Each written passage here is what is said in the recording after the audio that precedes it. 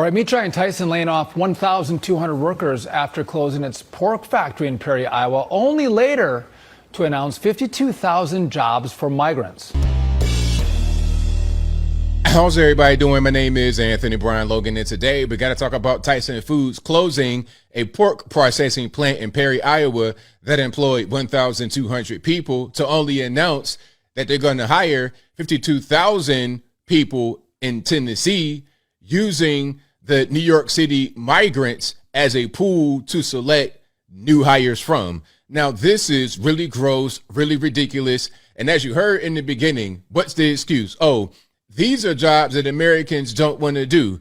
I have so many questions. The first thing would be, how many Americans worked at the Perry, Iowa plant? I'm sure there were migrants and asylum seekers, refugees, or whatever, but how many of them were American? Also, what's the pay going to be? Are we taking advantage of these so-called migrants, paying them next to no money to keep the cost of the goods low and the profits high? Is that what's going on? Do we have the official new slave class or what? Now, there's a whole database of these migrants in which Tyson is using to select their new hires from. Rather than talking to you, the American consumer, employee, worker. No. We're going to select from the migrants. Now, before we get into it, we got a couple of videos here. First is going to be local news out there in Iowa about how this is going to affect the area, how it's going to affect the community. Then we're going to get into a Bloomberg video in which they detail the process of hiring these so-called migrants from a database. Now, first things first, let's check this out. And both of these videos will be in the description. If you're on IG, visit a link in the bio, go to the corresponding article on the website. But without further ado, let's go ahead and roll it. The largest employer in Perry, Tyson Fresh Meats, will close its doors for good in 108 days, leaving nearly 1,300 people without a job. 108 days seems like a lot, but it's sending city and union leaders into overdrive, helping people find jobs. KCCI's Marcus McIntosh explains the trickle-down effect the closure could have on the entire town. We met an employee of the Tyson plant here in Perry who's worked there for almost 30 years. So 30-year employee, place your bets. Illegal alien, green card, American from Iowa, place your bets. She's also an officer of the union that represents the Tyson workers. She's having a hard time hiding her anger. I'm very angry about. Does that appear to be a migrant to you? Does that appear to be someone from China, Mexico, Africa? Does that appear to be a migrant to you? Or we're talking about somebody that probably was born and raised in Iowa and that family that goes all the way back generations ago? You tell me what's going on, but I digress. What Tyson has done. Jody Wells has been a Tyson employee in Perry for almost 27 years. Wells also is the secretary and treasurer of United Food and Commercial Workers International Local 1155. She will never forget being blindsided by Monday afternoon's closure announcement. People walked into that cafeteria laughing and joking and talking.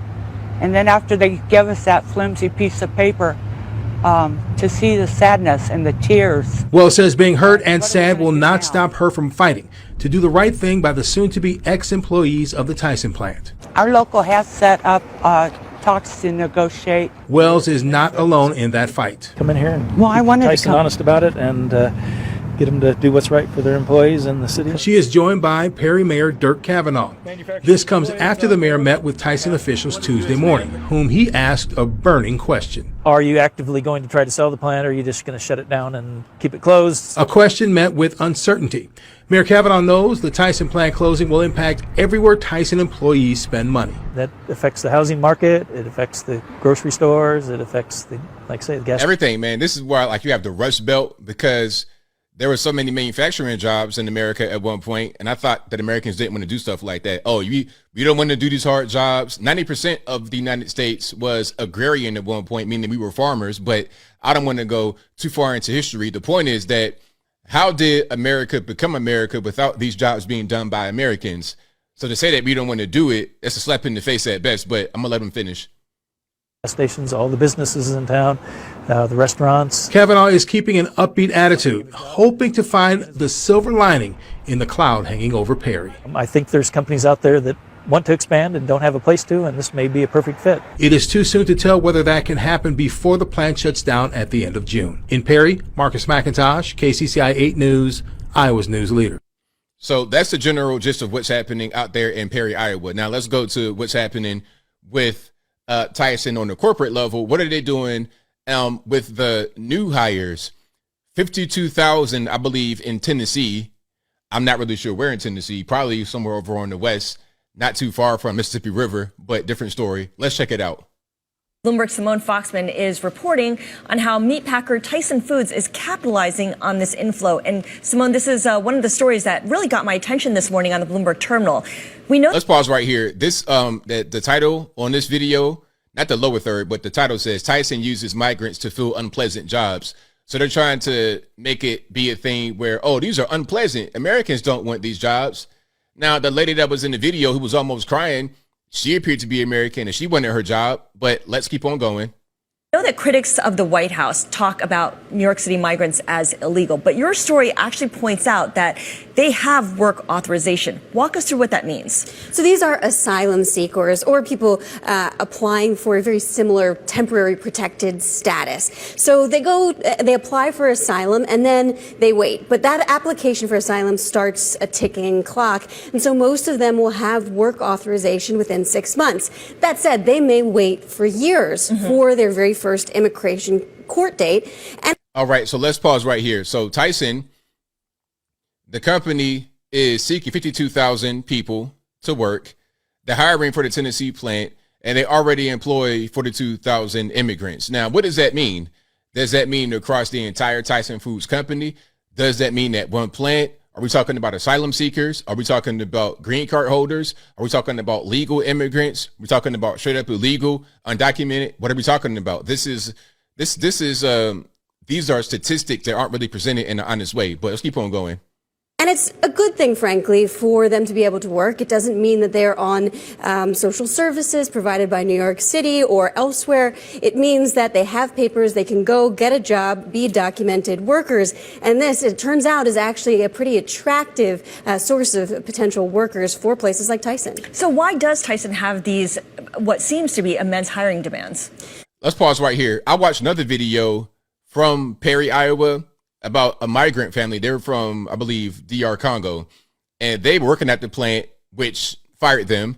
And they said, well, it's hard for them to go to other places because other places require a green card. So does Tyson not require a green card? What's going on with that? So it has a turnover rate of 40%, meaning 4 in 10 of its workers every year on its what it calls its frontline workers, the folks who are, washing the chicken, looking for bones, packing it up into trays.